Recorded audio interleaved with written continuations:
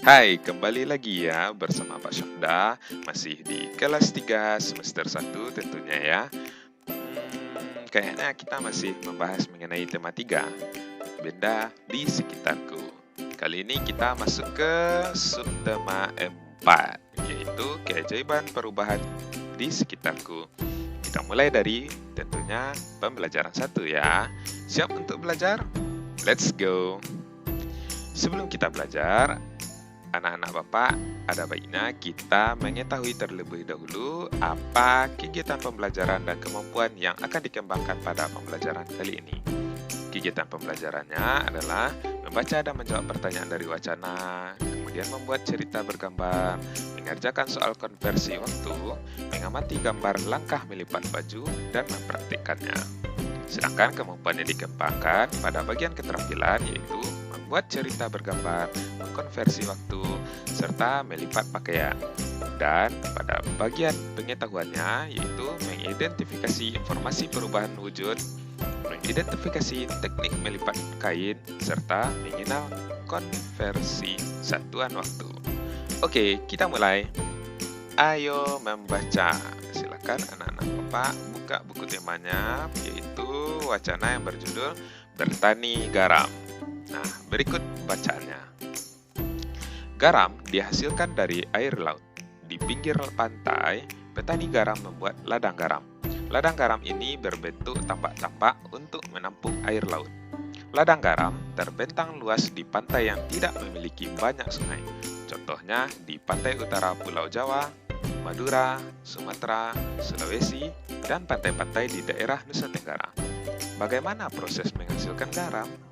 Pertama, petani menyiapkan petak-petak tambak tanah di dalam petak tambak. Terlebih dahulu harus dipadatkan. Nah, ini ada gambarnya ya. Setelah tambak garam dibuat lalu diisi air laut dengan kedalaman tertentu. Air laut yang terkena sinar matahari akan menguap dan meninggalkan kristal-kristal garam. Nah, kita lanjut. Untuk mendapatkan lapisan garam yang tebal, setiap hari harus ditambah air lautnya. Hal ini untuk menggantikan air laut yang menguap. Setelah sekitar 210 hari atau setelah musim kemarau berakhir, lapisan garam di dasar tambak pun harus segera dipanen. Menanennya jangan menunggu musim hujan tiba ya. Mengapa? Sebab kualitas garam akan menurun atau tidak bagus. Garam-garam setelah dipanen lalu dijual ke pabrik untuk ditambah zat iodium dan dikirim ke daerah-daerah. Nah, begitulah proses pembuatan garam. Jadi dimulai dari air laut ya, kemudian diuap-uapkan sehingga meninggalkan kristal-kristal garamnya. Oke, sudah jelas ya. Sekarang anak-anak Bapak silahkan coba jawab pertanyaan berikut ini. Nah, ada 5. Tentukan jawabannya yang benar, misalnya A, B, atau C. Oke, kita lanjutkan. Dari wacana bertani garam tadi, anak-anak Bapak silakan membuat cerita bergambar. Nah, di sini ada 4 kotak nih ya.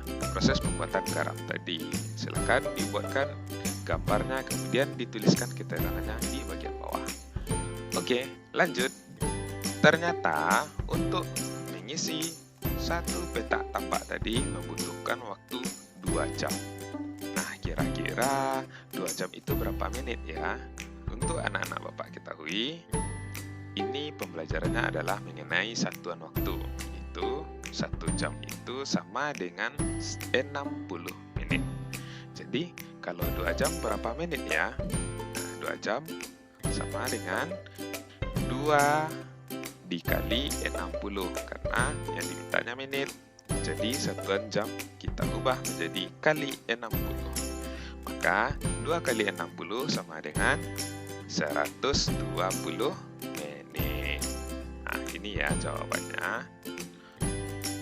Sedangkan untuk memanen garam tersebut membutuhkan waktu 90 menit. Nah, kira-kira 90 menit itu berapa jam ya? Seperti yang kita ketahui tadi bahwa 60 menit adalah 1 jam. Jadi untuk mengubahnya kita perlu melakukan pengurangan ya. Nah, coba perhatikan cara berikut. 90 menit. Nah, kemudian kita kurang dengan 60 karena 1 jam adalah 60. Maka hasilnya adalah 30. Apakah 30 masih bisa dikurang dengan 60? Tidak bisa ya. Nah, jadi bisa kita simpulkan 90 menit sama dengan berapa kali kita mengurangnya? 1 kali. Maka kita buat 1 jam karena kita mengurangnya sebanyak 1 kali. Sisanya ada berapa? Ada 30. Maka kita tuliskan 30 menit. Jadi 90 menit sama dengan 1 jam 30 menit. Nah, bagaimana kalau soalnya seperti ini? 140 menit sama dengan berapa jam ya?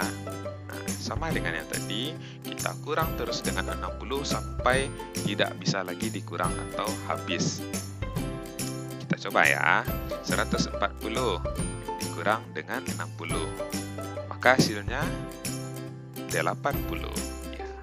Apakah 80 masih bisa dikurang dengan 60? Masih bisa ya, kita lanjut. 80 dikurang 60 sama dengan 20. Ya. 20 masih bisa dikurang dengan 60? Tidak bisa lagi. Nah, jadi dapat kita simpulkan bahwa 140 menit berapa kali kita mengurangnya? 2 kali. Maka kita tuliskan 2 jam karena kita mengurangnya sebanyak 2 kali ya. Sisanya berapa? 20. Maka kita tuliskan 20 menit. Nah, jadi seperti itu ya anak-anak Bapak. Misalnya nanti 500 menit berapa jam?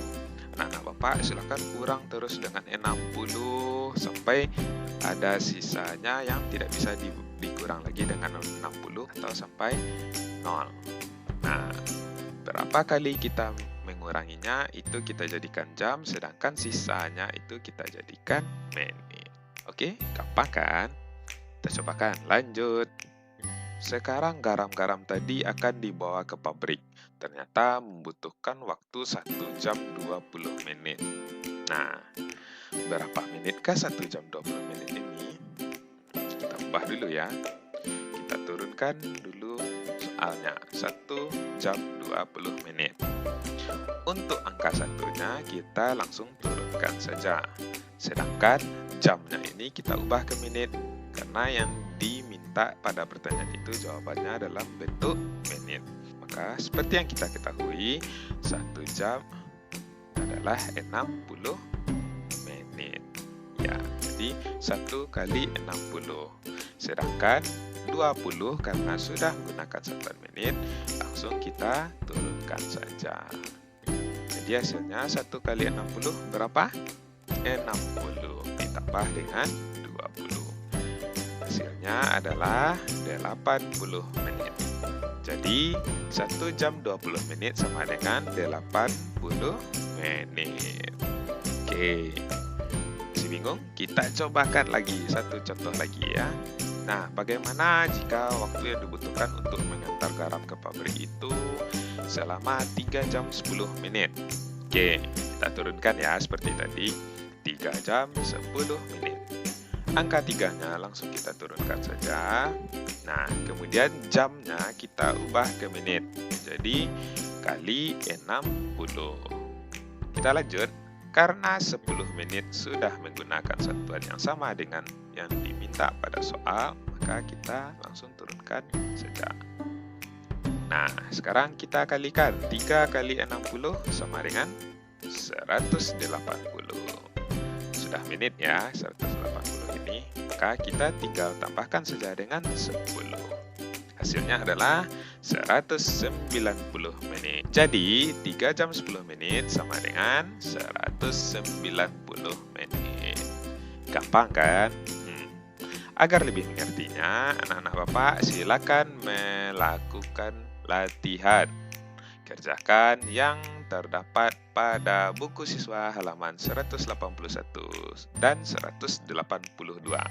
Di sana ada poin A, B, C. Silakan dijawab ketiganya. Kita lanjut. Nah, kali ini anak-anak Bapak silakan mencoba untuk melipat pakaian dengan cepat. Nah, simak simak video berikut ini ya.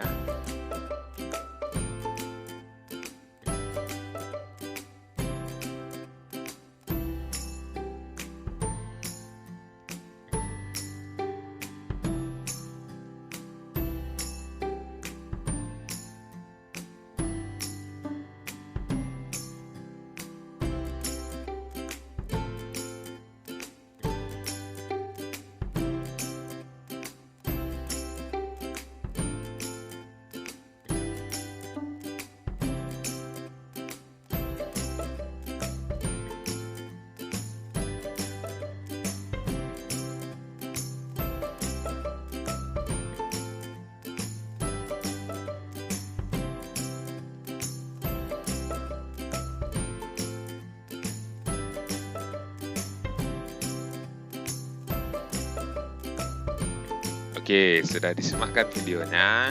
Nah, jadi anak-anak Bapak sebenarnya gampang sekali ya kita melipat pakaian itu. Bahkan dalam waktu yang cepat bisa kita menyelesaikannya.